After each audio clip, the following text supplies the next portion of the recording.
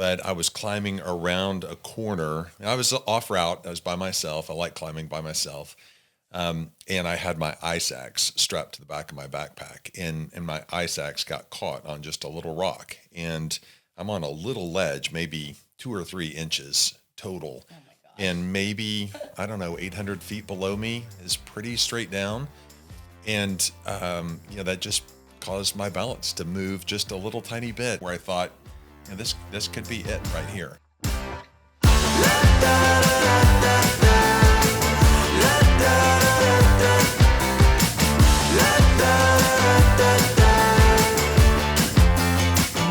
What's the scariest thing you've ever done? Oh, gosh, say no to my wife. That's not the answer I thought. I love that. But it's true, isn't Yeah. it? Huh? Yeah. As one of your adventures, let's. Oh, yeah. Yeah. I don't know. It's a good question. I think I have been in positions where I didn't know it was scary until I was scared. Oh, I know that feeling. So I would get myself out on a ledge, or some element of my pack would get caught on a cliff and knock me just off of balance enough where I thought, this could be it right here. So that was in Colorado on a mountain called Matterhorn, which is a pretty easy mountain in the grand scheme of things. But I was climbing around a corner. I was off route. I was by myself. I like climbing by myself. And I had my ice axe strapped to the back of my backpack. And my ice axe got caught on just a little rock. And I'm on a little ledge, maybe 2 or 3 inches total. Oh my gosh. And maybe, I don't know, 800 feet below me is pretty straight down. And, that just caused my balance to move just a little tiny bit. And luckily I was able to grab something and just stay on balance and get around this corner. And that was the only exposed section of the entire route. So what's going through your mind when this is going on? Like, why am I here? There's lots of things that I probably can't say. My wife's going to be mad at me for this one. Yeah, it's just all so unexpected. So I think the first thing that I recall is don't let go of the rock. Find something that you can grab onto. And then get yourself back to safe ground. We are talking with Phil Lakin. Phil, as many of you know, is a longtime city council member here in Tulsa. There, how many years you've been on the council? 13 years. Kindergarten through 12th grade on the council. So what would Dewey, GT, and now Monroe? Yes. Under those mayors? Right. Over those mayors. Over. I'll make sure they hear that. Also, Phil is the CEO of the Tulsa Community Foundation. What is that? What do you do there? We help people give their money to charities. Yeah. So instead of individuals and organizations creating private foundations, they create funds within the community foundation, and then we help give those funds to charities that they choose. Lots of money involved there, right? Yeah. We're the second largest community foundation in the country. Yeah. So I'm very proud that Tulsa has a community foundation the size of ours. Fantastic. Good for you. Phil is also a member of many boards and organizations in the community. But if that's not enough, you also are an adventurer, a thrill seeker. What would you call yourself? A guy who walks slowly up mountains. That's not true. I know that's not true. Yeah. Well, it could be true, but you make it to the top of the mountains, don't you? I do. Yeah. It's Most of the time, impressive. the vast majority What's of the your time, success rate? it's got to be in the high 90s. That's pretty good. What would turn you around? Weather. Weather. Okay. Yeah, the vast majority of the time it's weather. I just get spooked because, there's a lightning storm or something Sure. like that coming in. Yep. So I'll turn around midway and go back and just wait for another day. And you said you do most of this solo by yourself. I've probably done 50% of it or so by myself. The others I've done with really good friends. Some I've done with guides, which is great. I've suffered along the way, and I've had great times along the way too. I've taken other people I bet you and have made there. them suffer. I read, is this true? Every 14er in the country, continental U.S., you've been to the top. That's right. You know how many that is? Well, it's 70 plus. Right. That's incredible. So that blew my mind. Yeah, when Mark told me that, I was just like, is this for real? Wow. And that's a lot. it is a lot. And I've been up many of them many times. So I've probably been on top of a 14er, something that's 14,000 feet or higher, 170 times ish. I have a notebook that I keep of all my summits. So I have to be close to that. But the way that you count 14ers is different for certain individuals and others. So I just went up anything in Colorado that could be considered a 14er. Same thing in California and the same thing in Washington. Wow. And then some of the other mountains, you have many there. Kilimanjaro, you did that. Not Kili, not yet. You didn't? No. Okay. No, but I'm thinking about it in January or Okay. February of next year. Okay. So haven't done that. I went up Matterhorn in Switzerland. We've been which on was, the Matterhorn. Yeah, in No, Disneyland. Disneyland. Yeah. Okay. Me too. I should count that.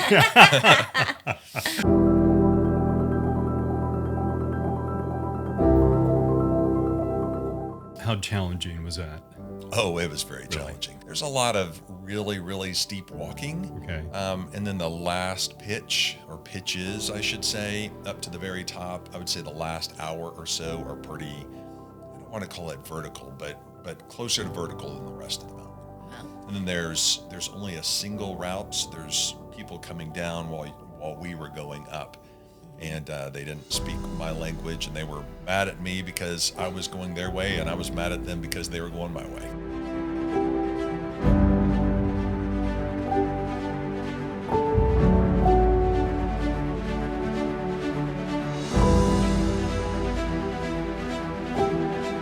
What else have you done recently? And I've read Mount Rainier. You've done? Yes, Okay. twice. Twice. Uh-huh. And that's in Washington State. You just did Baker, Mount Baker. Yeah. Yes. The lady who took me up that almost killed me that day.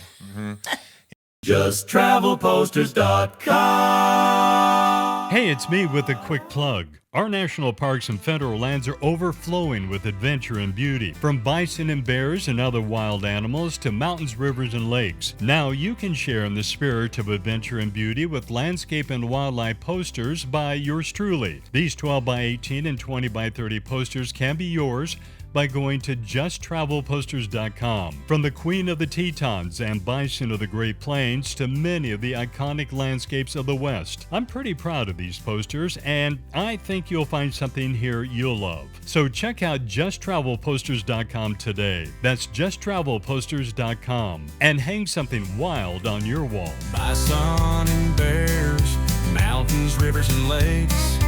Bison and bears, mountains, rivers, and lakes. JustTravelPosters.com. JustTravelPosters.com. JustTravelPosters.com. JustTravelPosters.com. Yeah, come on. Yeah, she's climbed Everest 6 times, one time without supplemental oxygen. She's a really good friend. Wow. Melissa Arnot Reid is her name. And I knew that this was a great idea because I was going somebody who knew how to climb and knew Right. the environment. But I also knew that I was going to get my butt kicked that day. And I did. So we did what's called car to car. So most people spend 3 days on Baker. They camp out 2 nights and they Right. get the summit, and they take it easy on themselves. Not us. We left at about midnight, tagged the top, then got back at about 3 p.m. Oh my gosh. And I walked funny for quite a while after that. Was it worth it? Oh, it was. Yeah. Yeah, because I really like pushing myself to the limits. I like seeing what I can do. And Have you always in been a that weird way? way, I like suffering like that. Suffering. Well, you must. Right. To put your body through that. And when did you start climbing? How old were you? It was 93 or 94. So probably 93. 90s? Yeah. Wow. Do you know as you get older, it becomes a little more difficult? Have you figured that out? I haven't figured it out yet. How young he is. He's so young. I'm starting to hurt in different places, though. But you like suffering because, your body goes through pain and that doesn't bother you. You know how to work through it. I learn how to work through it every single time. So every time it's different. Sometimes I think I'm going up an easy 14er, and then I remind myself, no 14er is easy. Even the easiest ones are not easy. So what kind of training do you have or go through if you have an injury or you get altitude sickness? Do you know what to do and you have the right stuff with you? So the best thing to do when you get altitude sickness is just go down. So Have you done that? I really don't get altitude sickness. Yeah, The only time I've really been sick is when I went to Everest Base Camp, but I took Diamox at the wrong time and I got dehydrated. It wasn't altitude sickness. It was just a very significant bout of dehydration that I get IVs for. Yeah, I think you just have to be very aware and conscientious of what is going on with other people. So you have to look at your partners and evaluate them if they start meandering a little bit too much or throwing up or something else. It's best just to get those people off the mountain. Okay, let's talk about some more of the summits, the mountains you've climbed. Give me an idea. What are some other ones? Oh, beyond so there's depending on how you count it, there's either 53, 54, or 59 14ers in Colorado. There's either 12, 13, or 15 14ers in California, then the one in Washington, Mount Rainier. Beyond that, I've done Cotopaxi, which is a big volcano in Ecuador. We've done that. You those wear are- the that's my backpack. backpack. The coat, yeah. Oh, right. Very colorful backpacks. Yes, I too. love that. Yeah. No, where is that? It's in Ecuador. Okay. So it's south of Quito in the Andes. It was a very neat climb, 19,000 feet plus with this beautiful crater on the top and just a beautiful day. It was snowing on us, but the sky was completely clear. So it was just moving snow. I can't remember. There's a name for that. But that's one of the really cool things about getting to climb is that you just see these beautiful vistas early in the morning. It's just me and a guide and other people, and we have the bright headlights, and really that's all that's out there. So you can and there's no light pollution or noise pollution or anything else. You're just out really in the elements as God gave us. So this is what I got to wake up to this morning. It's about 6 o'clock or so. We're in Lobuche. First time we've had a cloudless morning. Lobuche's right down there. Supposed to climb that. Lobuche East tomorrow. Hopefully the weather will stay. It's just absolutely beautiful.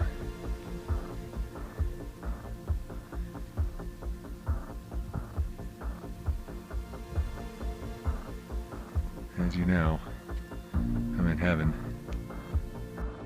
Gorgeous. Thank you, Jesus.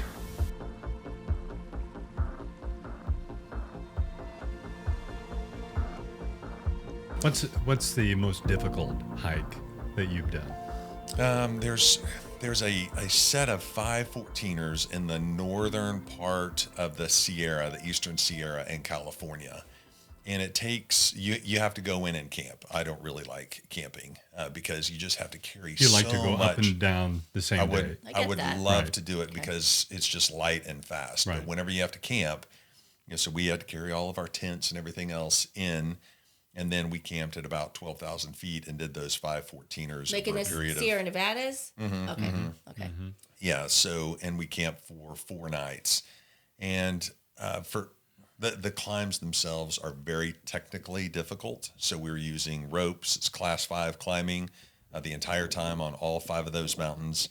And it was great, but it's suffering because sometimes you don't eat very well. And so you have to work yourself through not just the physical aspects of climbing, but the physical aspects of just being tired and sore and hungry. Woo! We're close. It's a little windy. How you feeling, Cooper? Do you do those pouches? We have those dehydrated food pouches, Yeah. which are just Awful? terrible, nasty, awful. I know. Remember we got one of those in Jackson Hole? I'm like, I wonder if these are good. They're not good. No, they make them real enticing. I didn't try it. They'll be like, cherry cobbler, and you think, oh gosh, I could just Sounds eat that great. for lunch, dinner, and breakfast, but it doesn't taste like Oh cherry my cobbler. gosh. Yeah. Yeah. Michelle and I have watched you for years and we're inspired by you. We don't do anything like what Nope. you do there. Nope. But we just do these hikes at, like in Zion a couple of years ago, we did yeah. Angel's Landing. That's a great one. That is a good one, isn't Yeah. it? That was scary. I'll never do here's that again, Phil. Here's ever. the clickbait. The scariest and most dangerous hike in America. Well, have you done it? Yes. Okay. It is scary, right? Okay, compared to what you've done, It's not, I'm I sure. was so scared. I was so Yeah. scared. Yeah, well, it can be scary in different parts because you do have those people moving That's along what I'm the talking chain. about. It was the people Right. that drove me crazy Yep. because it was too many people, and you're really just holding on to that chain, and it moves. Right. And then there's people coming down, so you've got to wait. Right. And then they kind of go around you, or you go around them. I don't like to trust other people. Well, my that's life. sort of like how Everest is now, right? It's so crowded trying to get to the top, and That's and incredible. There's a But it's- line to get up there. So we've done that, and we like we went to Glacier and we did the signature hike there, the Highline Trail. We love stuff like that. This But is normal. those are, We like to do and normal Half Dome. people We've done things. Half Dome. And, Yeah. Oh, good. And that's challenging for Yeah, us. it is. I did that 15 years ago. I wonder if at my age now I could still do it, but Sure, you could. yeah, I could probably do it. Yeah, for sure. But Yeah, backwards. is that what you did? No, I haven't been up that. Oh, you haven't done Half Dome. No. We've done Half Dome. He Okay, hasn't. yeah, there we Woo! go. There we go. Okay, we win. We're done. What inspired you to start all this? Yeah, it's a really funny story. So Just a reminder that you can hang something wild on your wall. These 12 by 18 and 20 by 30 posters are perfect for game rooms, bedrooms, offices, even college dorms. So check them out today at justtravelposters.com. I can vouch for the photographer. I've known him all my life. That's justtravelposters.com. We've got posters of bison, posters of bears, posters of mountains, posters of lakes, posters of rivers, all at justtravelposters.com. somehow I got roped into a Stairmaster contest. So somebody first said, you need to do the Stairmaster. I was like, okay, well, I hate that. But I started doing the Stairmaster, and then somebody came up with a Stairmaster contest to climb to the equivalent of Mount Everest. And there was, I'm a Baylor guy, and there was a Texas A&M guy, and he was older than me. And we were in the final, this is after 3 weeks of being on the Stairmaster. So in my last days, I was on the Stairmaster for 8 hours a day, trying to beat Oh my this gosh. Aggie. But I was going to beat him, and I did win. I won a pair of shoes and a massage, You which like I to both win, don't you? needed. I like to win. Well, against that guy, for sure. Sad So, thing. so about 2 weeks after that, somebody said, do you want to go climb a 14er? And I said, I don't know what a 14er is. And he said, oh, it's a 14,000 foot mountain, and it's the tallest one in Colorado at that time. And so I said, yeah, let's go. And I kicked it all the way up because Wow. I was in really, really good shape. And then it was just, what's the next one? What's the next one? And then I got a little bit intrigued with, okay, what's class 2, class 3, class 4, class 5 climbing? And so it just was one I thing get leading that. to another. This must be in your blood. You're born with that adventure spirit. And people can learn it, Yeah. but you have it, don't you? You feel like you've got it. I don't Because know. It seems so easy, even though you love suffering. So it must be. Yeah, I think it may be like trying to define what the next limit is. I don't necessarily like it when I'm in it, but I like it when I'm out of it. Yeah, and, it's a and finishing. to see what I've really accomplished. So when you get to the top, you probably take a picture every time. Have a picture taken of you at the summit, right? Used to, but now it's It's so you know how you- commonplace. Is that well, what you're yeah, saying? you know how you get used to things. And so, yeah, I used to have a little customary thing that I would do up there. I just there was a time where I'd pray, and there was a time when I would reflect back on certain elements, and now I'll get 1,000 feet down, and I'll think, gosh, I didn't do You any do of that. Yeah. You ever go back and get that shot that you missed 1,000 feet up? I've been back, yeah, You've for been some, back, so you'll do but it. I don't want to go back on some summits. Some are truly dangerous, and you can't control the outcomes.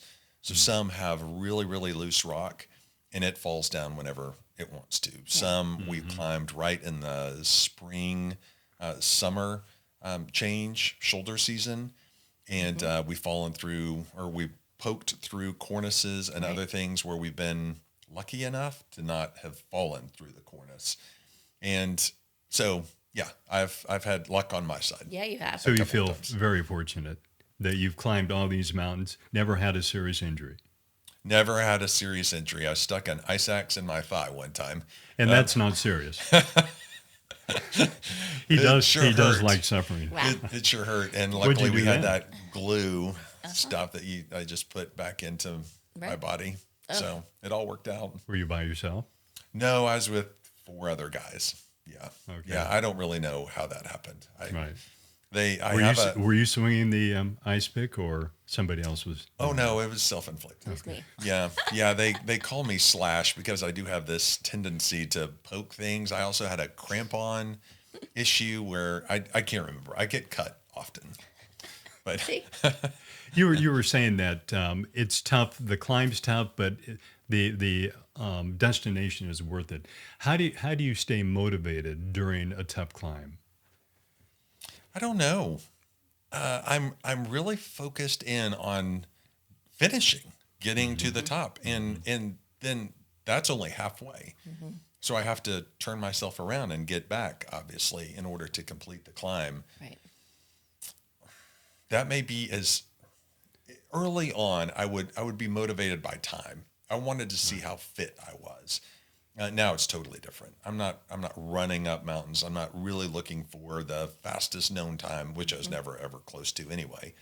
But I just want to prove to myself that I still have the ability to So do if you things. ever do Kilimanjaro, I think the fastest time is around 5 hours. Oh yeah, that's not. That'll be me to You Camp miss it 1. by an hour or something like that. Yeah, no, I'll just go to Camp 1 in 5 hours. And the oldest person I think is 89, oh, and the youngest is 5. So That's crazy. Yeah. there's something to shoot for. yeah, Gosh. yeah, that's fantastic though. that Were a you ever 5-year-old one of or those an guys, 89-year-old when you say running up the mountain, did you ever Oh, just not start physically. running? You know those guys that just keep running up the Yeah, mountain? no, those Drives us crazy because they're just running past us. And we're they're just like, young. A lot of them are, in their 20s Yeah. or something. Yeah, we were in Aspen doing this climb on October 1st, and it just started snowing. It was icy and snowing. Yeah. We're going to this mountain alpine lake, and we're just kind of barely going. And here comes this well, it was woman. shale. It was hard. Right, it was shale and it was icy. Yeah. And she's just run past us, Yeah. and about, Like we were 45 standing minutes still. later, she's running down. Yeah, I think, and you're huffing and puffing on the way up. Exactly. You can barely even catch your breath. Yeah. Right. Yeah. But she's probably used to the high elevation. We're not. When we get there, and she's younger, right? yeah. Well, everybody's younger Probably than us not now. quite as smart because they're doing like when we're up in Glacier, hiking that Grinnell Glacier up to there. People were coming by in their flip flops, and Yeah, here that you was have weird. Yeah. shale and all Yeah. that stuff. So I do believe in dressing right, just in case. yeah, You agree? Yeah, and they have little tiny backpacks that have maybe like a wind shell in it, and then 16 of those goo packets, and I'll have this massive backpack with everything I can stuff in it. Yeah. The Boy Scout Be Prepared element. I get it. you sound like me because I love photography. And that one hike Yep. in Glacier, I took 4 cameras, 3 lenses, some food, water, and all that stuff.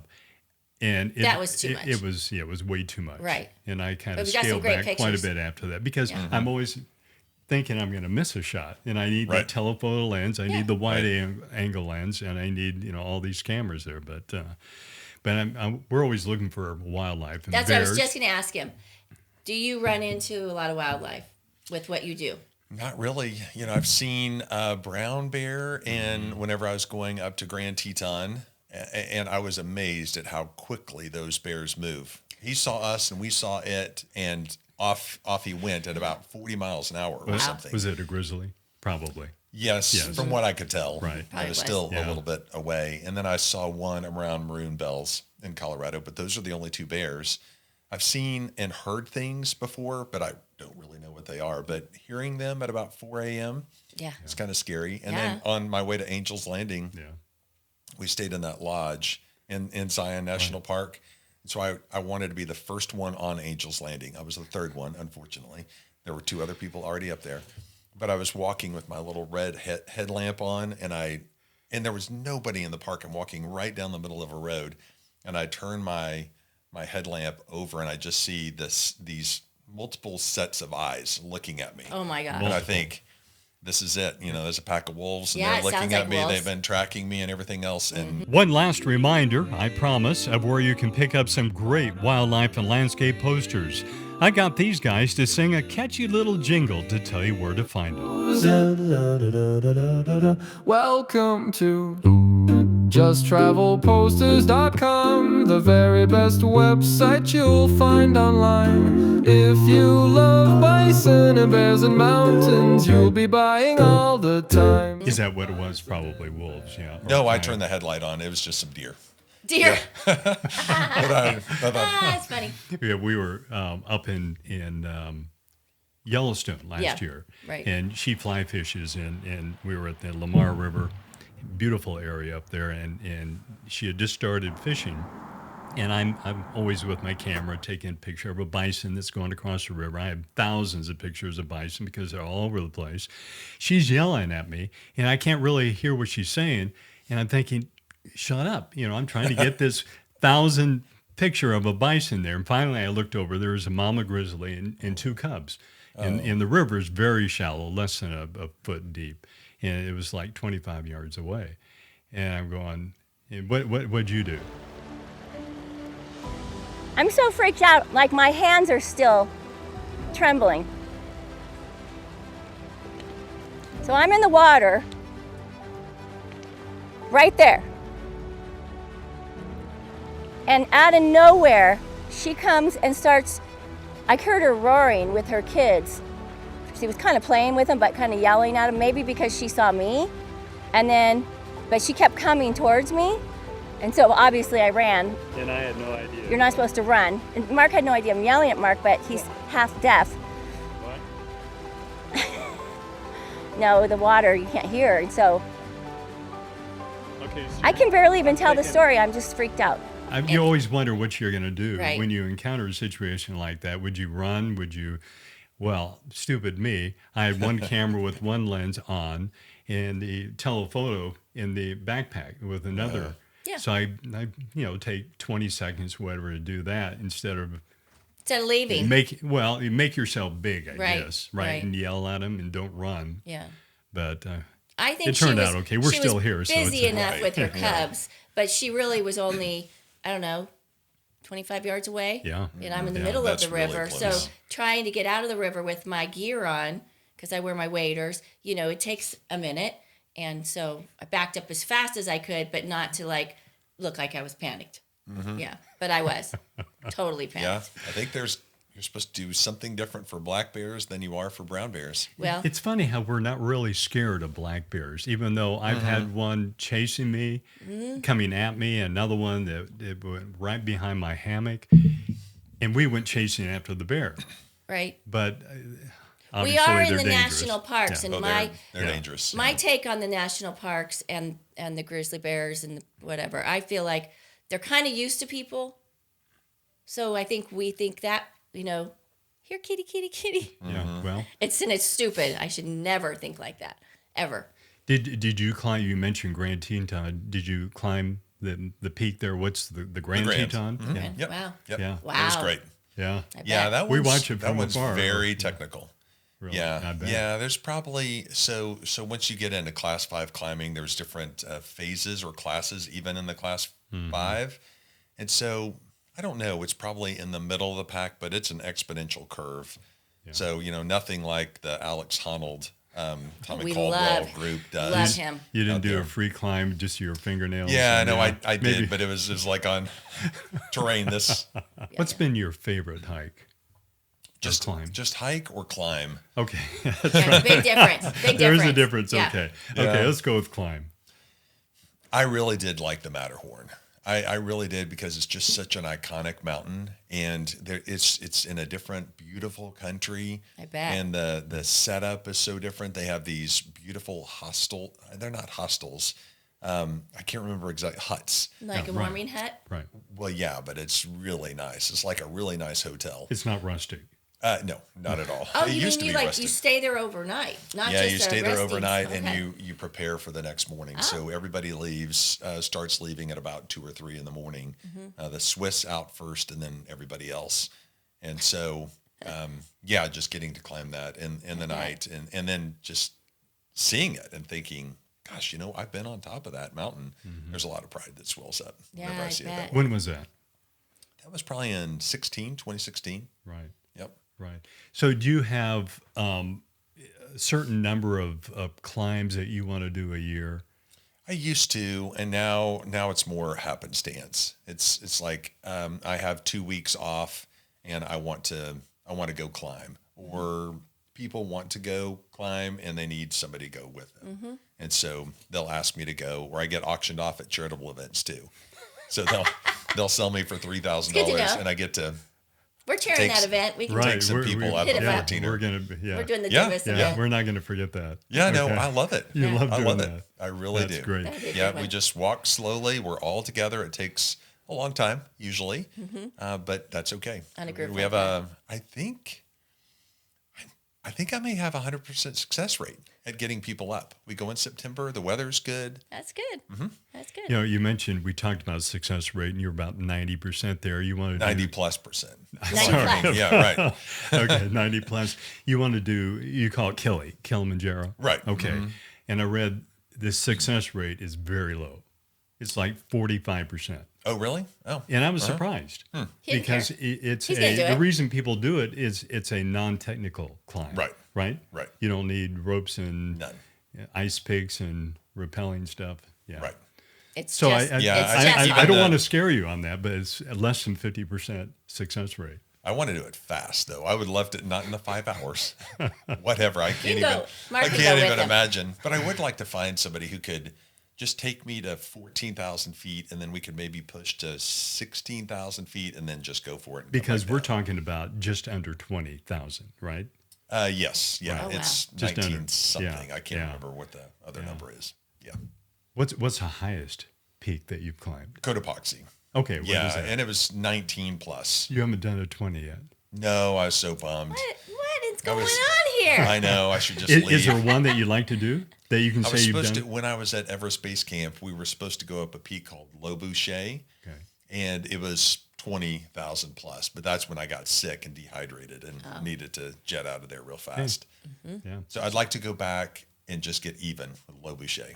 Funny. I never even got on it, so I didn't. Yeah, so, I get it. So I'd fail at it. Right. So what's on your before then. bucket list? So Grand Canyon in 2 weeks. I really want to. I never have been to the river, and for some reason, this is that punishment element that I like putting myself through. I read, or I talked to somebody who did the rim to rim to rim. So you go from the south rim to the north rim, and then back to the south rim, all in a day.